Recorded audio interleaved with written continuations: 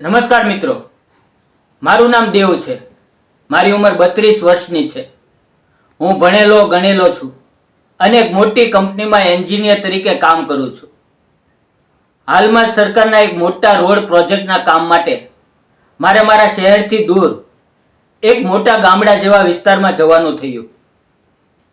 આ કામ 2-3 વર્ષ ચાલવાનું હતું, એટલે મારે ત્યાં રહેવા માટે કોઈ સારા ઘરની વ્યવસ્થા કરવાની હતી.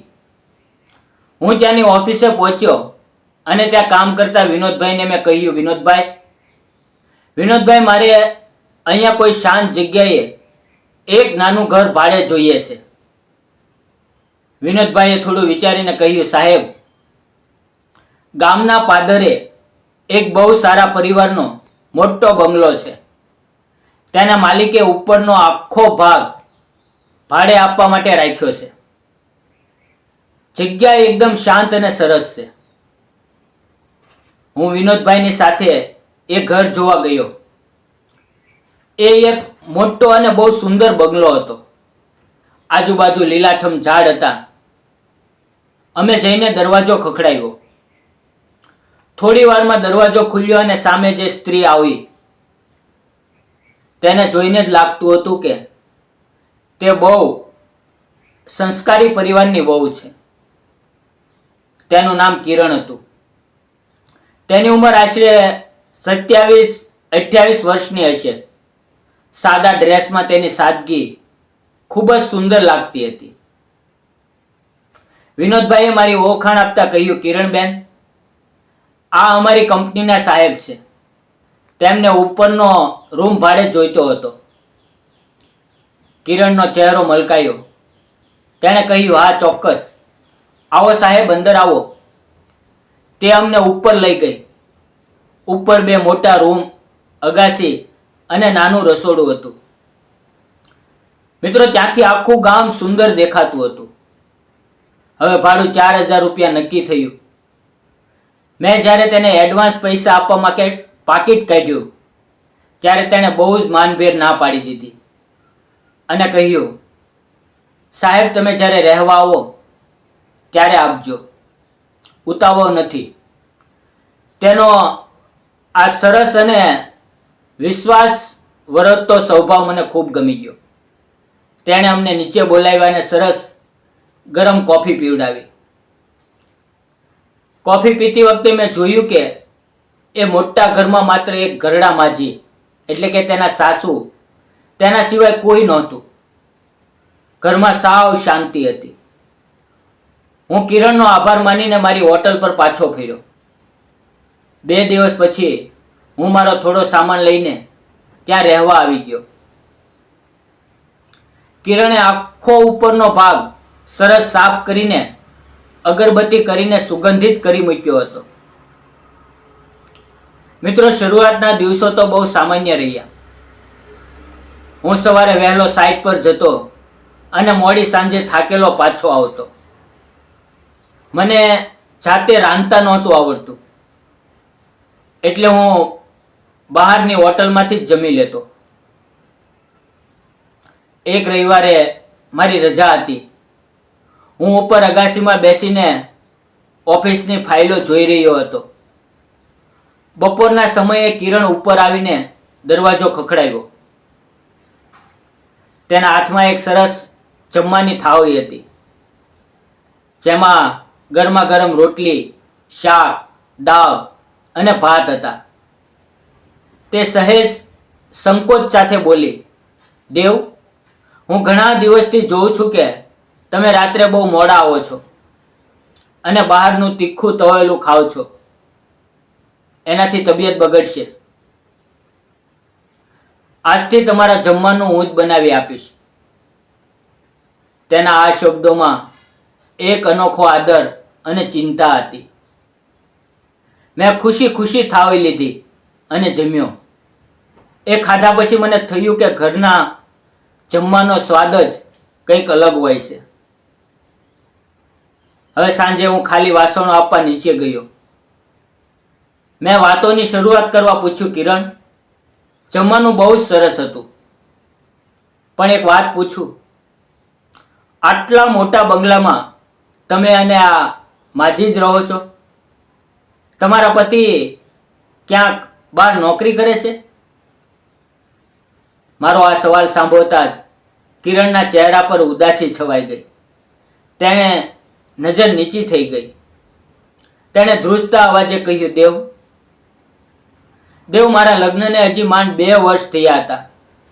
મારા પતિ સરકારી ઓફિસર હતા.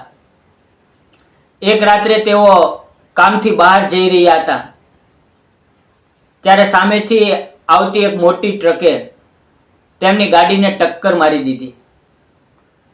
હોસ્પિટલ પહોંચતા પહેલા જ તેનું અવસાન થઈ ગયું. આટલું બોલતા બોલતા તે રડી પડી. તેણે આંસુ લૂછતા આગળ કહ્યું, મારું નસીબ જ એવું હતું કે લગ્નના ટૂંકા સમયમાં જ હું વિધવા થઈ ગઈ. અમારે કોઈ બાળક પણ નહોતું. મારા માતા પિતાએ મને પાછી બોલાવી, પણ મારા આ સાસુમાં સાવ એકલા પડી જાય તેમ હતા. એટલે મેં આ ઘર અને મારા સાસુમાને જ મારી દુનિયા માની લીધા. તેની આ દુઃખદ વાર્તા સાંભળીને મારું હૃદય ભરાઈ આવ્યું. જેણે આટલું વૈભવશાળી જીવન જોયું હતું તે આજે આટલી નાની ઉંમરે એકલતાનું જીવન જીવી રહી હતી. મેં તેને આશ્વાસન આપતા કહ્યું, સાસુની આટલી સેવા કરવી એ બહુ મોટી વાત છે કિરણ. તમારા આ સારા સ્વભાવને હું સલામ કરું છું. આ વાતને મહિનો વીતી ગયો અને હવે અમારી વચ્ચે એક સરસ મિત્રતા થઈ ગઈ હતી. એક દિવસ સાઇટ પર કામ કરતી વખતે એક લોખંડનો મોટો પાઇપ સીધો મારા જમણા પગ પર આવીને પડ્યો. મારો પગ ભાંગી ગયો. ઓફિસના લોકો મને હોસ્પિટલ લઈ ગયા, જ્યાં પગ પર પ્લાસ્ટર બાંધવામાં આવ્યું. ડોક્ટરે મને કડક શબ્દોમાં કહ્યું, 1 મહિનો પલંગમાં આરામ કરવા માટે કહ્યું. જ્યારે ઓફિસના છોકરાઓ મને ગાડીમાં ઘરે મૂકવા આવ્યા ત્યારે કિરણ અને તેના સાસુમાં દોડીને આવ્યા. કિરણે તરત જ પહેલા માણસોને કહ્યું, સાહેબને ઉપર લઈ જવાની જરૂર નથી, નીચેની રૂમ ખાલી જ છે, ત્યાં જ તેમને સુવડાવી દો.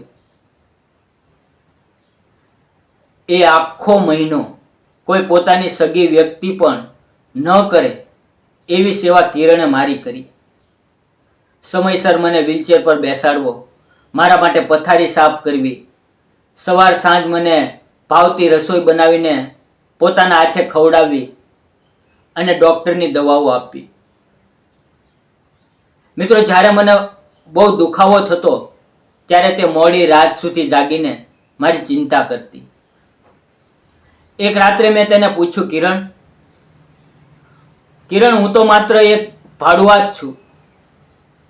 તું મારા માટે આટલી બધી હેરાન કેમ થાય છે? ત્યારે તેણે બહુ નિર્દોષતાથી મારી સામે જોયું અને કહ્યું, દેવ, માણસાઈથી મોટો કોઈ ધર્મ નથી.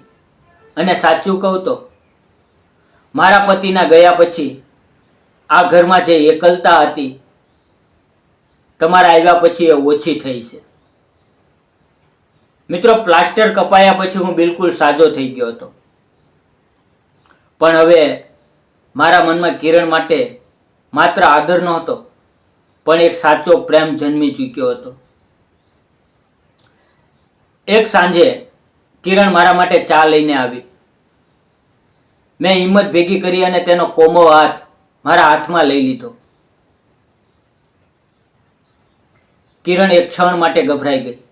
મેં કહ્યું, કિરણ, પ્લીઝ મારી વાત સાંભળ.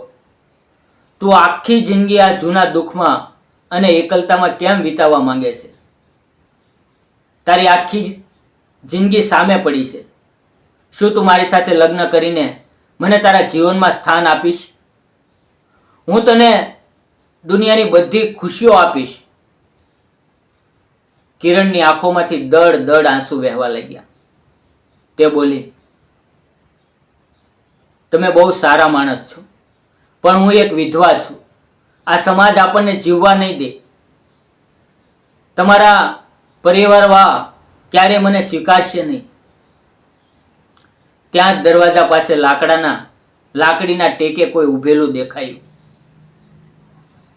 મિત્રો, એ કિરણના સાસુમાં હતા. તેમણે રૂમમાં આવીને કિરણના માથા પર હાથ મૂક્યો અને મારી સામે જોઈને કહ્યું, બેટા દેવ, જો મારી દીકરી કિરણ તારો હાથ પકડવા તૈયાર હોય તો એક સાસુ તરીકે નહીં પણ એક મા તરીકે હું આ લગ્ન માટે સૌથી પહેલા આ પાડું છું. આ દીકરીએ મારી બહુ સેવા કરી, પણ હવે હું તેની જિંદગી આવી રીતે બગડતી જોઈ શકતી નથી. સાસુમાના આ પ્રેમાળ શબ્દોએ કિરણના મનનો બધો જ ડર દૂર કરી દીધો. તે રડતા રડતા મારા ગળે વળગી પડી. મેં મારા ઘરે મમ્મી પપ્પાને ફોન કરીને બોલાવ્યા. જ્યારે તેમણે કિરણનો સારો સ્વભાવ, તેનો ત્યાગ અને તેના સાસુમાની ઉદારતા જોઈ ત્યારે તેઓ એટલા ખુશ થયા કે તેણે કિરણને પોતાની વહુ તરીકે સ્વીકારવામાં 1 મિનિટની પણ વાર ન લગાડી. કિરણના સાસુમાએ જ મા બનીને કન્યાદાન કર્યું. અમે સાદાઈથી મંદિરમાં ભગવાનની સાક્ષીએ ફેરા ફર્યા અને કોર્ટમાં લગ્ન કર્યા. આજે અમારા લગ્નને 2 વર્ષ થઈ ગયા છે. અમારો પ્રોજેક્ટ પણ પૂરો થવા આવ્યો છે. મિત્રો, મારી બદલી હવે ફરી મોટા શહેરમાં થવાની છે. પણ અમે કિરણના સાસુમાને, જેમને હવે હું મમ્મી જ કહું છું, અમારી સાથે જ લઈ જવાના છીએ. અને સૌથી મોટી ખુશીની વાત એ છે કે આવતા મહિને અમારા ઘરે એક નાનકડું બાળક આવવાનું છે, જે અમારા આ નાના અને સુખી પરિવારમાં ખુશીઓના રંગ ભરી દેશે. મિત્રો, વાર્તાનો મુખ્ય સંદેશ એ છે કે સમાજના ડરથી ક્યારેય પોતાના સુખનો ભોગ ન આપવો જોઈએ. જો કોઈના જવાથી જિંદગીમાં અંધકાર આવી જાય તો સાચો પ્રેમ અને સાથ મળી જવાથી એ જિંદગી ફરીથી ખુશીઓથી ખીલી ઉઠે છે. મિત્રો, જીવવાનો અને ખુશ રહેવાનો હક દરેકને છે. જો આ વાર્તા તમને પસંદ આવી તો વિડીયોને લાઈક, ચેનલને સબસ્ક્રાઈબ કરજો અને એક નાની એવી કોમેન્ટ કરવાનું ભૂલતા નહીં. ફરી મળશું આવતીકાલે એક નવા વિડીયોમાં. ત્યાં સુધી આવજો અને મિત્રો, તમારું ધ્યાન રાખો, ખુશ રહો. ધન્યવાદ મિત્રો.